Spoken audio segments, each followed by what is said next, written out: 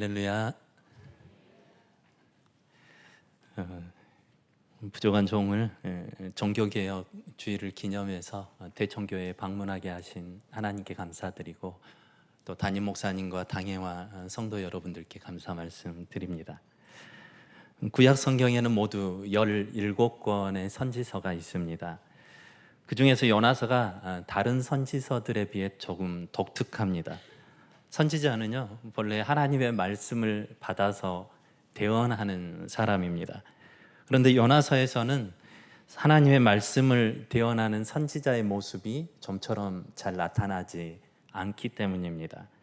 실제로 3장 4절 하반절이 전부인데요, 40일이 지나면 니느웨가 무너지리라.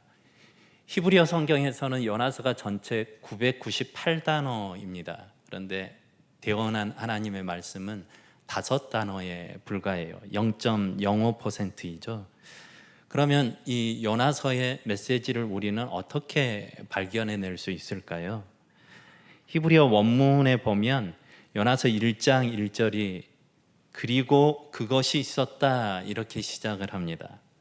이 문형이 이 책에 메시지를 찾는 실마리를 제공합니다. 안타까운 것은 1장 1절이 그리고 이렇게 시작을 하니까 그리고이면 그 앞에 무언가 내용이 있을 것 같잖아요. 그래서 자유주의자들은 요나서가 원래는 더 많은 분량이 있었는데 그 일부분을 편집한 것이다, 성경은 인간의 창작물이라고 공격합니다. 그러나 구약 역사서들을 보면요, 그리고 그것이 있었다 이 문형이 빈번하게 나타납니다. 특히 이야기 장르를 서술하는 방식임을 알려주는 표시인 것을 깨닫게 합니다. 따라서 그리고 그것이 있었다 이 문형은 성경이 편집되었다라는 증거가 아니고 하나님의 말씀이 이야기 형식으로 묘사됐다라는 것을 배우게 합니다. 그러므로 이 선지서의 메시지를 찾는 방법은 여느 선지서들과 조금 다르게 이야기 장르라는 것을 주목하는 것으로부터 시작해야 합니다. 책의 주요 등장인물이 누구인지를 먼저 발견해야 하는 것이죠. 그리고 그 주요 등장인물들 간의 갈등이 어떤 것이며 그 갈등이 어떻게 해소되어 가는지를 면밀히 살피다 보면 우리가 이 책이 우리에게 주는 진정한 메시지를 찾게 됩니다. 그러면 요나서의 주인공은 누구일까요? 아쉽게도 성경은 영화나 드라마처럼 엔딩 크레딧이 없습니다. 이 내러티브의 주연이 누구인지 얼른 분간하기가 어렵습니다. 하지만 기록되어 있는 이 문서 안에서 등장인물들의 빈도수를 카운트해보면 쉽게 알게 됩니다. 여호와 하나님이 39번으로 가장 많이 나오고요, 그리고 요나가 18번으로 그 다음으로 많이 나옵니다. 그래서 이 두 중심 캐릭터 사이에 발생하는 갈등, 요새 말로 밀당이죠. 그것을 들여다보면 요나서가 우리에게 말하고자 하는 의도가 무엇인지를 깨닫게 됩니다. 오늘 본문 4장 1절은 히브리어 성경에 보면 그러나 이렇게 시작합니다. 그러나 요나가 매우 싫어하고 성냈습니다. 하나님께 선지자가 화를 내다니 심상치가 않죠. 그러면 왜 요나가 그러나 분노하게 되었는가요? 3장 10절 한 절 올라가 보면 알겠는데요, 하나님이 내리시기로 했던 재앙을 니느웨에 내리지 않으시겠다라는 거예요. 그러니까 요나가 화가 났답니다. 계속해서 2절에 보면 요나는 그가 화난 이유를 기도를 통해서 상세하게 설명합니다. 이를 위해서 그가 알고 있는 하나님의 5가지 성품을 열거하는데요, 하나님은 은혜로우시고 자비로우시고 노하기를 더디하시고 인애가 크시고 뜻을 돌이켜서 재앙을 내리려다가도 내리지 않는 분이 하나님이시다라고 이야기합니다. 이 5가지 성품 중에 시간 관계상 3번째 성품만 잠깐 살펴보겠는데요, 노하기를 더디하다, 히브리어 성경에 보면 코가 길다 이렇게 돼 있어요. 히브리 사람들은 사람이 화가 나면 코에서 열이 나는 것으로 이해했습니다. 우리도 만화나 애니메이션 보면 코에서 콧김이 슉슉 이렇게 나오잖아요. 그런데 코가 길게 되면 어떻겠습니까? 그만큼 열을 식힐 수 있는 공간이 많이 확보가 돼서 화를 내려다가도 그만 식어버린다, 이렇게 생각했던 모양입니다. 사랑하는 성도 여러분, 우리 모두에게도 이 하나님의 성품들이 삶의 매 순간마다 임할 수 있기를 바랍니다. 요나가 열간 이러한 하나님의 성품들이 없었더라면 과연 우리는 어떻게 됐을까요? 또 요나는 어떻게 되었을까요? 그런데 요나는요, 이 하나님의 성품들을 언급하면서 감사하고 찬양하는 것이 지금 아닙니다. 오히려 지난날 자신의 불순종을 합리화하고 있습니다. 지금 이런 말을 하는 것이죠. 주님이 이러이러한 분인 것을 내가 누구보다도 잘 알죠. 그러니까 타시스로 도망했던 것 아닙니까? 다시 말해서 요나 판단에 니느웨는 반드시 망해야만 하는 도시예요. 그런데 하나님이 필경 그들에게 자비를 베푸실 것을 누구보다도 잘 알고 예상했기 때문에 그가 불순종할 수밖에 없었다 변명하는 겁니다. 여러분, 불순종도 옳지 않지만 불순종에 대한 변명은 더욱 나쁜 것입니다. 이것들이 우리 신앙생활에 얼마나 유해한지를 요나를 보면 알게 됩니다. 요나서 1장에서 우리가 잘 알듯이 선지자가 하나님의 명령에 불순종했었죠. 그러더니 4장 우리가 읽었던 2절에서 과거의 불순종에 대한 변명을 늘어놓습니다. 그러고는 마침내 하나님을 야단치는 드다게까지 보입니다. 2절에는 행간에 이런 말이 엿보이거든요. 내가 꼭 이런 일이 터질 줄 알았다니까요. 하나님 사고 치실 줄 알았어요. 니느웨를 멸망시켜야 되는데 뜻을 돌이킨 겁니다. 지금 이스라엘의 한 선지자가 여호와 하나님을 훈계하고 있습니다. 내 생각과 다른 하나님이면 잘못해도 크게 잘못하고 계신 겁니다. 계속해서 3절, 이제는 마침내 내가 이런 꼴들을 보느니 차라리 죽어야겠다고 말합니다. 중요한 일들이 자기의 기대와는 정반대 방향으로 지나가자 요나는 살아갈 목적마저 상실했습니다. 하버드 마이클 샌들 교수의 정의란 무엇인가 이 유튜브를 틀어놓고 불공정한 이 하나님 탄식하고 있는 것입니다. 이렇게 영적 수렁에 빠지게 되면 하나님의 뜻은 과연 무엇일까? 이런 데는 관심이 1도 없어지게 됩니다. 오로지 내 뜻이 하나님 뜻이어야 하는데 그렇게 되지 않자 내뱉는 말, 에이 죽어버려야지 인 것입니다. 그런데 저는 요나가 정말 죽고 싶어 했는지 궁금합니다. 왜냐하면 그에게 죽음의 위기가 찾아올 때마다 살려고 굉장히 발버둥을 쳤거든요. 1장입니다. 제비를 통해서 풍랑의 원인이 자신이라는 것이 밝혀졌을 때이죠. 자기를 바다에 던져 풍랑을 멈추게 하라고 선원들에게 말했습니다. 그런데 정말 죽어야겠다 싶으면 선원들에게 부담 주지 말고 스스로 뛰어들어야 할 것 아니겠습니까? 2장에서도 바다에 뛰어들었는데 물고기 뱃속에 들어가서 살아났어요. 그때 하나님께 드리는 기도를 좀 보십시오. 나를 살려주신 하나님께 크게 감사합니다. 그렇다면 4장에서도 내 생명을 거두어 가십시오, 이 말의 진의는 하나님을 협박하고 있는 것으로밖에 보이질 않습니다. 억지를 쓰고 있는 것입니다. 나 선지자 생활 못하겠습니다. 파업 선언하는 거예요. 불순종에 대한 변명, 하나님을 훈계, 이것도 모자라서 이제 하나님을 겁박합니다.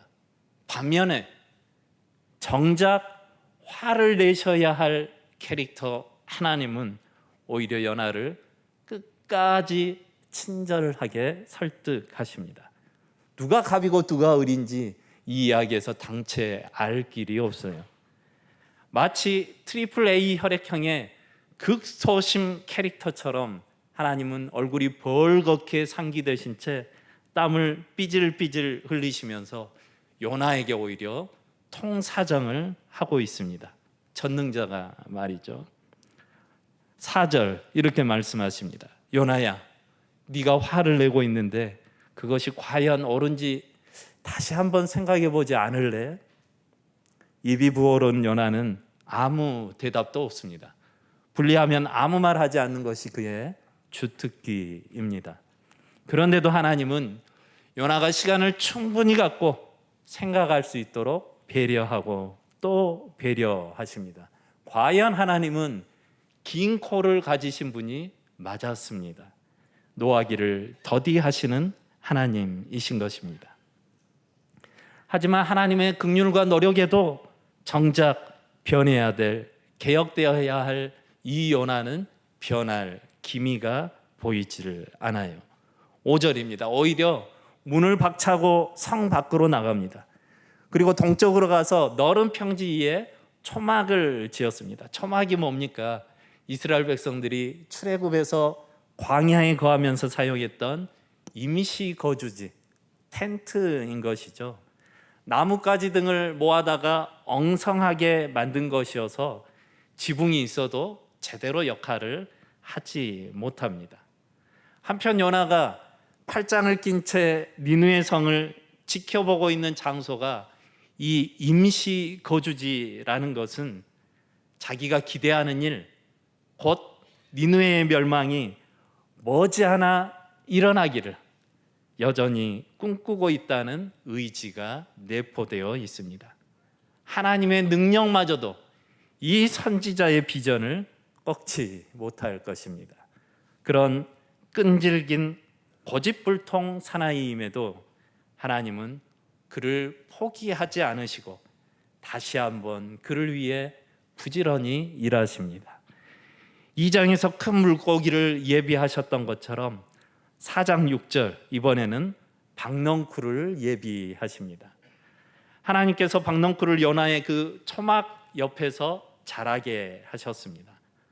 허접했던 초막이 이제야 비로소 제대로 된 지붕을 덮은 것과 같은 효과를 가져왔습니다. 요나서 안에서요, 요나가 처음이자 마지막으로 기뻐한 장면이 딱 한 번 4장 6절에 나옵니다. 그의 괴로움이 면해졌기 때문이죠. 니느웨 사람들의 구원은 물론이거니와 무엇 하나 즐거워하지 않던 요나, 불평, 불만의 끝판왕 그가 자기가 기르지도 않은 하찮은 식물의 성장만큼은 크게 즐거워하고 있습니다. 아마도 V자를 그리며 잉크하는 셀카를 찍어가지고 인스타에 올릴 만큼 흥분되어 있었습니다. 무엇 때문이라고요? 자신의 괴로움이 사라졌기 때문입니다.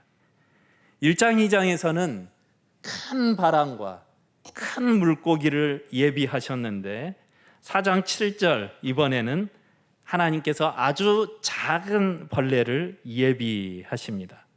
하나님은 만물의 주인이셔서 무엇이든지 그 대상이 크든 작든 상관없이 사용하실 수 있습니다. 이 선지자만 빼놓고 말이죠. 그리고 새벽에 그 벌레로 하여금 요나가 유일하게 즐겨하던 그 박넝쿨을 갉아먹게 하십니다.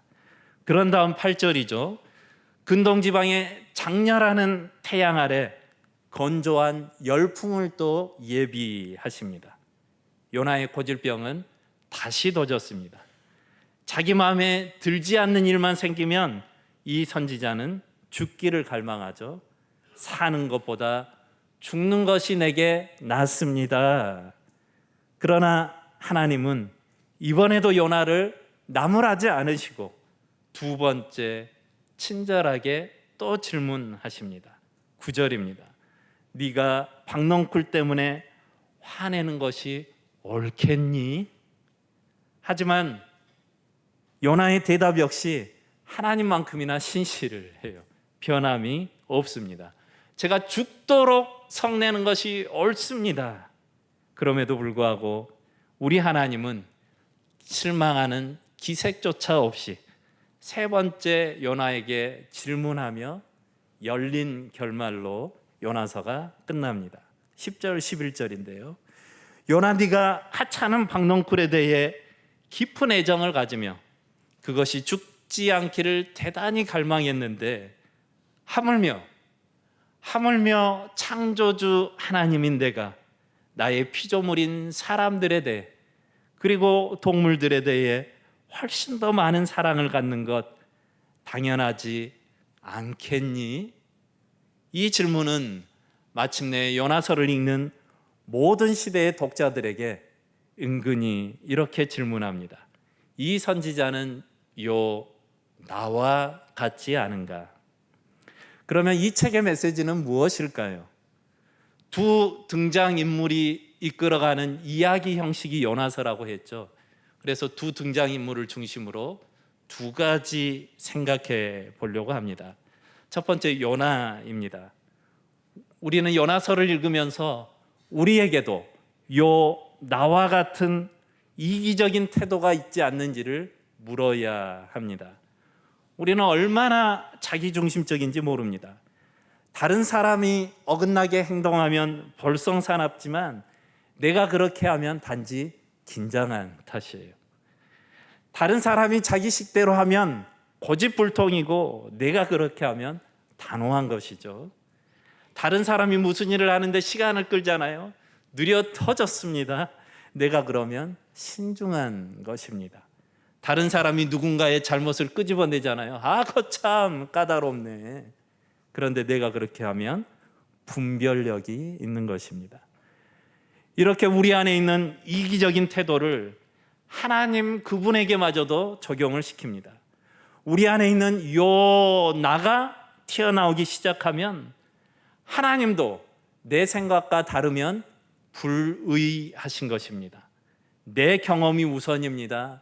내가 원하는 바가 절대적이에요. 내 판단이 곧 교회의 판단이어야 해요. 내가 살아온 방식, 내가 보아온 가치관이 성경보다 우위에 항상 있습니다. 비행기를 조종하는 파일럿들 가운데서도 가장 숙달된 파일럿들이요, 뜻밖의 평이한 비행 중에 사고로 죽는 비율이 높다고 합니다. 왜 그럴까요? 자신의 실력을 너무 과신한 나머지 계기판을 보지 않기 때문입니다. 그래서 파일럿들을 훈련시킬 때 가장 기초적으로 하는 일은 자기의 감을 어떤 순간에도 믿지 말고 계기판을 믿어라 가르친답니다. 누가 뭐래도 내가 옳지, 내 경험상 이렇게 해야 틀림이 없다고 고집불통 삶을 사신가요? 그 인생의 비행은 추락할지 모를 정도가 아니라 반드시 대형 인명사고로 이어질 것입니다. 아무리 뛰어난 파일럿일지라도 하나님이시라는 인생의 계기판을 간과한 채 비행하면 자기 인생에 재앙을 몰고 올 치명적 실수가 될 것이라는 말입니다. 그러므로 사랑하는 성도 여러분, 어떤 순간에도 하나님을 무시해서는 안 됩니다. 하나님을 의심해서도 안 됩니다. 이해되지 않는 순간조차도 하나님을 믿고 의지해야 합니다. 우리가 예수님을 영접했다라는 것은 우리에게 주권의 전이가 일어났다라는 사실을 잊어서는 안 돼요. 우리의 주인이 더 이상 나 자신이 아니라 하나님이시라는 것이죠. 이 주권의 전이, 다시 말하면 자기 부인의 제자도는 하나님과의 관계에서뿐만 아니라 타인들과의 관계에서도 동일하게 적용이 되어야 합니다. 이기적이고 편협한 사고는 반드시 다른 지체들을 자기중심적으로 판단하는 데 이를 것이 분명하기 때문입니다. 요나처럼 말이죠. 요나서에 흐르는 비극은 니느웨는 절대로 구원받아서는 안 돼, 이 선지자의 편협한 선민 신학으로부터 시작이 되었습니다. 그래서 아이러니하게도요, 1장에 보면 이 이방 선원들이 선지자 한 영혼을 구하려고, 우리가 지난주에도 영혼구원 전도주의를 보냈다고 들었는데요, 이방인들은 오히려 한 영혼을 구하려고 요나를 바다에 던지면 쉽게 끝날 문제인데 그래도 같이 살아야지 힘써 노를 저으며 수고했었습니다. 반면에 이스라엘의 선지자를 보십시오. 12만여 명의 이방인들이 다 죽어버려야 돼요. 그래야 내 속이 편하겠어요. 4장 2절에서 그는 하나님을 안다고 5가지 하나님의 성품을 열거했죠. 그런데 그 하나님을 머리로만 알았지 가슴으로는 깨닫지 못하기 때문에 항상 그 모양인 것입니다. 하나님에 대해서 누구에게도 뒤지지 않을 만큼 전문가요, 신학자가 선지자 아니겠습니까? 그렇지만 하나님의 뜻에 순종할 수 있는 의지적 동의는 결코 이룰 수 없었습니다.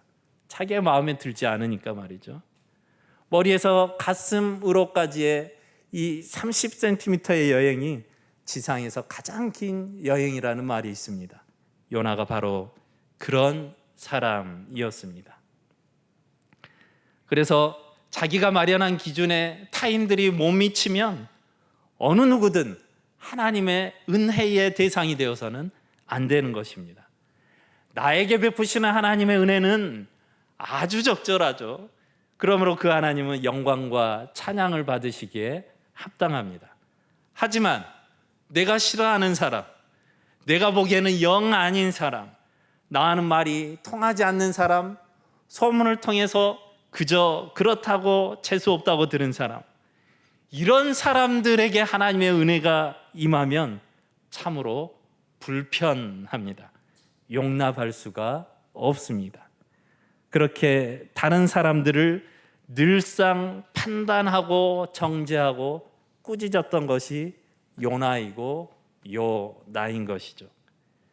그의 이기심의 하이라이트는요, 앞서 봤던 4장 6절입니다.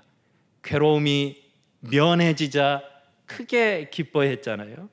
그런데 4장 6절에 이 괴로움이라고 번역된 이 히브리어 단어는 라인데요, 히브리어 요나서의 3장 10절에서는 재앙이라고도 번역됐고 4장 1절에서는 싫어하다라고도 번역이 됐습니다.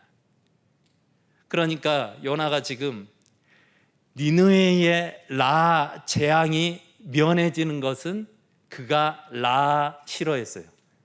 하지만 자기에게 재앙 괴로움이 라가 면해지자 베리베리베리 해피해 했습니다.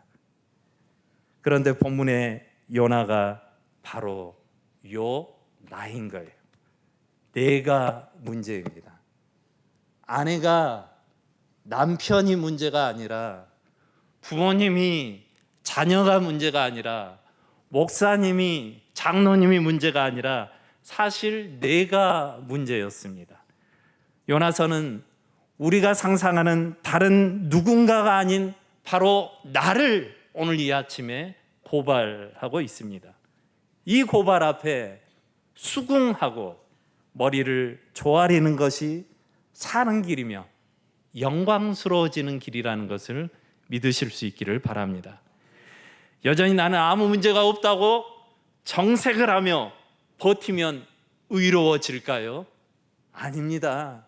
회개해야 의로워집니다. 오늘 종교개혁을 기념하면서 드리는 이 예배를 통하여 개혁의 대상은 이 나라나 정당이나 우리 교회가 아닌 바로 요 나로부터임을 인정할 수 있기를 바랍니다. 내가 바뀌고 내가 변해야 가정에 희망이 생기고 공동체에 주님의 임재가 충만해진다라는 사실을 잊지 마시기를 바랍니다. 두 번째입니다. 하나님 캐릭터를 통해 또 어떤 메시지를 우리에게 줄까요? 이렇게 요나같이 이기적인 우리들이지만 그럼에도 하나님은 어때요? 우리를 결코 포기하지 않으신다라는 거예요. 우리는 종종 하나님은 준비된 사람을 쓰신다라는 말을 듣습니다. 물론 맞는 말이죠. 그러나 요나서는 하나님의 역사가 꼭 이 한 가지 원리로만 작동하지 않음을 잘 드러냅니다. 생각해 보십시오. 요나같이 준비되지 않았던 종이 또 있을까요? 동쪽 니느웨로 가라고 했는데 하나님의 낯을 피해 정반대쪽인 서쪽, 그것도 땅의 끝인 니느웨까지 도망을 갔습니다. 그러다가 결국 하나님께 붙들려서 바다에 던져졌고 물고기 뱃속에 들어갔습니다. 하나님께 불순종하면 죽는구나, 이걸 깨달은 요나, 이제 3장에 하나님이 두 번째 니느웨로 가라 했을 때 마지못해 순종의 그 길을 갔어요. 하지만 그의 딜레마는 가긴 갔지만 니느웨 사람들이 여전히 너무 싫어요. 그들은 다 죽어버려야 돼요. 그래서 요나서 3장 4절에 보면 니느웨 성은 사흘 동안 걸을 만큼 큰 도시였잖아요. 그런데 3장 4절입니다. 며칠 동안 전해요? 하루 동안만 메시지를 전합니다. 저의 상상인데 그 하루마저도 이런 식으로 억지로 전했을 것 같아요. 입을 가리고 40일이 지나면 니느웨 가문하자. 40일이 지나면 니느웨. 아무도 들으면 안 돼요. 그 말을 듣고 회개해버리면 하나님은 필경 내리기로 약속했던 재앙도 안 내리실 것이 분명하거든요. 그는 하나님의 일마저도 즐거운 마음으로 사역하지 않았습니다. 하나님이 두려워 마지못해 끌려가고 있었습니다. 그리고 자신이 가장 바라지 않았던 결과 니느웨에 선포된 하나님의 재앙이 거두어졌죠. 하나님께 죽여주십시오 호소했습니다. 그러나 하나님은 그를 죽이지 않으셨습니다. 친절하고 온유하게 다루시면서 잘못된 그의 생각을 끊임없이 질문을 통해 교정하고 또 교정해 가셨습니다. 요나서는 이렇게 이야기 장르를 통해 하나님의 주권적인 인내와 인간의 자기 고집이 빚어내는 갈등을 잘 묘사하고 있습니다. 끝까지 니느웨 사역을 싫어했던 요나, 하지만 하나님 역시도 끝까지 설득하며 또 설득하시며 애원하고 또 애원하면서 그를 사용하십니다. 사실 요나와 동시대에 기라상 같은 하나님께 순종자라는 선지자들이 많이 있었어요. 아모스도 있고 호세아는 심지어 이 방탕한 여인을 데려다가 아내로 삼고 아이를 낳기도 했습니다. 이사야, 하나님이 벌거벗고 3년 동안 메시지를 전하라고 하자 그렇게 전했던 사람이 또 있습니다. 미가도 있었죠. 그런데 마음에 들지 않는 이 요나라고 해서 다른 선지자로 선수 교체하시는 김태형 감독이 하나님은 아니셨던 것입니다. 하나님은 자기 백성이 비록 부족하고 모가 날지라도 그분의 자비와 능력으로 기어코 그를 빚어가시는 진정한 창조주이셨습니다. 하나님의 주권과 그분의 섭리, 그렇습니다. 그것을 막거나 방해할 수 있는 것이 결코 없다라는 것을 오늘 이 아침에 우리에게 레슨합니다. 사랑하는 성도 여러분, 그 하나님이 나의 하나님이신 것을 기억하시기 바랍니다. 노아는 술 취한 사람이었고, 아브라함은 너무 늙었고, 야곱은 거짓말쟁이였고, 레아는 못생겼었습니다. 요셉은 왕따를 당했고, 모세는 말이 어눌하다고 했으며, 기드온은 겁쟁이였고, 삼손은 바람둥이였습니다. 라합은 기생이었고, 디모데는 너무 어렵고, 다윗은 남의 아래를 간음한 살인자였고, 요나는 뺑소니 선교사였습니다. 나오미는 과부였고, 욥은 파산했으며, 베드로는 그리스도를 부인했고, 제자들은 기도하다 잠이 들었습니다. 그럼에도 하나님은 우리를 외면하지 않으시고 끝까지 붙드십니다. 끝까지 붙으시는 분이 하나님이십니다. 여러분 너무 절망스럽고 포기하고 싶으신가요? 하나님이 포기하지 않으신다는데 어찌 포기할 수 있단 말입니까? 우리는 불완전하지만 하나님은 전능하십니다. 우리는 실패하지만 하나님은 뜻을 이루십니다. 우리는 때론 넘어지지만 하나님은 승리하십니다. 우리는 포기하지만 하나님은 결코 포기하지 않으십니다. 사랑하는 대청교회 가족 여러분, 개혁과 변화는 요 내가 문제라는 고백과 더불어서 그럼에도 불구하고 우리를 사랑하시되 끝까지 사랑하시는 그 하나님을 의지할 때 가능하다라는 것을 믿으시기 바랍니다. 우리의 노력도 물론 필요하죠. 하지만 무엇보다도 하나님의 개입이 없이는 개혁과 변화를 이루어낼 수 없음을 믿을 수 있기 바랍니다. 이 시대의 소망, 온 세상의 희망은 사람이 아닌, 내가 아닌 하나님에게만 있음을 선포하며 인정할 수 있기 바랍니다. 바로 그럴 때에 우리 가정도, 우리 공동체도 크고 놀랍고 경이로운 하나님의 일들을 보게 될 것입니다. 그 하나님을 신명기 31장 8절이 이렇게 또한 우리에게 소개합니다. 여호와 그분이 너의 앞에서 가시며 너와 함께 하사 너를 떠나지 아니하시며 버리지 아니하시리니 너는 두려워하지 말라. 두려워하지 마시기 바래요. 이 말씀이 예배하는 여러분 모두에게 평생토록 동행할 수 있기를 주님의 이름으로 축원합니다. 아니, 약속대로 우리와 이미 동행하고 계심을 믿으시고 어떤 상황에서도 절망하거나 울거나 포기하지 말고 그 하나님을 의지하면서 이기며 승리하는 우리 다 될 수 있기를 주님의 이름으로 축원합니다.